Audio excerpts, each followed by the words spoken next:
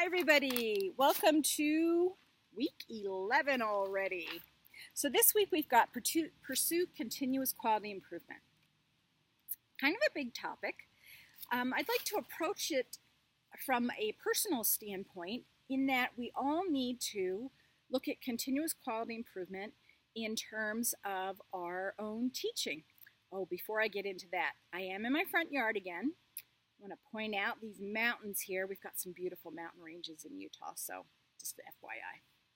All right, so continuous quality improvement. So maybe we're teaching a course, we're teaching orientation, we're doing diabetic teaching, whatever, and we found a way that really works for us, we really like it, it's smooth, and then we want to do it forever and ever. We can't do that. Our students, our staff, our patients change. We need to meet their individual needs. We need to keep up with the changing education environment. We need to tweak stuff. We need to make sure it's up to date. There's all sorts of things we need to do. For instance, many years ago, if you had a 2-hour class with student nurses, you might do straight lecture for 2 hours and expect those students to totally pay attention, take notes, and be expecting to listen every word you say. Well, nowadays that might not fly. You might do a little lecture, a little case study, a little role play, because we know that student engagement enhances retention. So we've got to keep up on those things. We can read journals. We can belong to professional nursing organizations. Every few years, I try to attend the National League of Nursing's Education Summit. There's going to be a really good one this year. I'm hoping to attend in 2017. And that is a place where you can go for several days and learn about, oh my gosh, all different teaching modalities, teaching theory, the latest research, practical applications of teaching techniques. There's just so much information, you would not believe it. I have found it to be incredibly useful. So we can keep up to date on teaching, besides keeping up to date clinically. And then we need to look at evaluation. We need to look at how do our students, whoever they are, react during the teaching. Are they able to achieve their objectives by the end of the teaching? If there are things that evaluate the knowledge gained, tests, how are they doing on those? Okay, and of course evaluations, things like that. So we need to take all of those into consideration when we're constantly updating what we're doing as far as our teaching.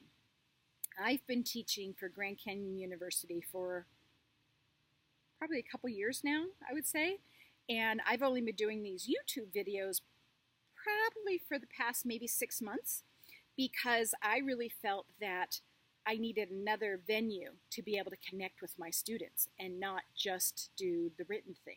So we need to be constantly looking at how we're doing that. All right, the other thing is we've then got to be able to teach our students, especially in academia, but also in the clinical setting, about continuous quality improvement because you know new graduate nurses are going to be exposed to that no matter where we're at. A lot of times now, especially in acute care facilities, some of that depends on how we get paid. So I'm going to be including an article this week that talks about one way that we can teach students about CQI. And it's a very personal way. Basically, students do a self-assessment and look at what their deficits are in terms of maybe studying and writing papers, whatever, and they need to develop a CQI plan for themselves about how to make improvements. So it really brings the process home. So take a look at that when you have time. I think it's a pretty good article and kind of an interesting approach. And then this week, test analysis papers are due Wednesday by midnight. And some of you have been asking some really good questions about this paper. I know it's kind of a bigger one. It's kind of a lengthy process by the time you write the exam, give it to people, get it back, and then evaluate it.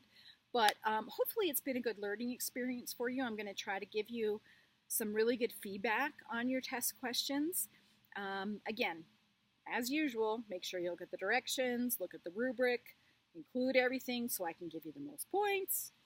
And I'll try to give you as much feedback as I can on the actual test questions so that you can know how to improve those if you're going to be writing exam questions in your position after you graduate.